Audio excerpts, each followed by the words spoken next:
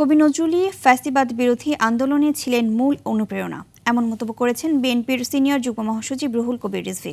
সকালে শাহবাগে জাতীয় কবি কাজী নজরুল ইসলামের সমাধিতে শ্রদ্ধা নিবেদন শেষে তিনি একথা বলেন।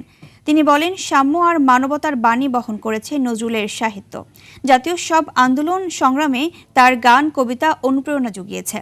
জাতীয় কবির ১২৭তম জন্মজয়ন্তী উপলক্ষে কবির সমাধিতে শ্রদ্ধা নিবেদন করেন বিভিন্ন সামাজিক, সাংস্কৃতিক, রাজনৈতিক দল ও সাহিত্যপ্রেমী মানুষ।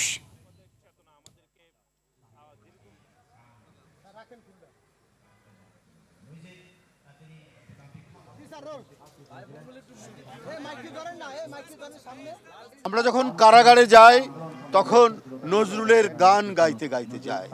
আমাদের উপর যখন রিমান্ডে নিপীড়ন করা হতো তখন নজরুলের গান আমাদেরকে টিকে থাকার জন্য, আমাদের প্রতিরোধের যে আন্তঃপ্রেরণা সেটা জাগিয়ে তুলত নজরুলের গান, কবিতা এবং সাহিত্যকর্ম।